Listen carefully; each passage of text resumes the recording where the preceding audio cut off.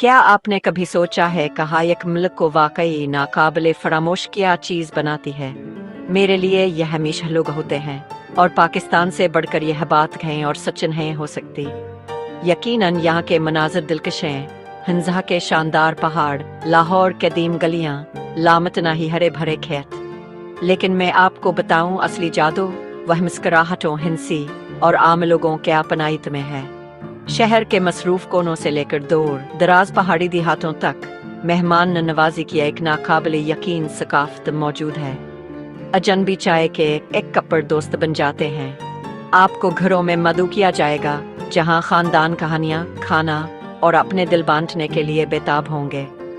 ये सिर्फ रवायत नहीं है, ये जिंदगी गुजारने का एक तरीका है। आइए उन लोगों से मिलते हैं जो पाकिस्तान को जिंदा करते हैं। बुजुर्ग जो आगे पास बैठकर पिछले नस्लों की कहानियां सुनाते ही, नौजवान जो ख्वाबों, तवानाई और अपनी जड़ों से मोहब्बत से भरपूर हैं, दुकानदार जो आपको सिर्फ गाहक नहीं बल्कि खानदान की तरह समझते हैं, और बच्चे मुजस्सिसावर बहादुर जंग की हंसी हर गलियावर वादी में गूंजती है। यही जज्बा है जो पाकिस्तान को महज एक मंजिल से बढ़कर एक जज्बा बनाता है। यहाँ हर हाथ हमलाना और मुस्कुराहट एक कहानी बयान करती है।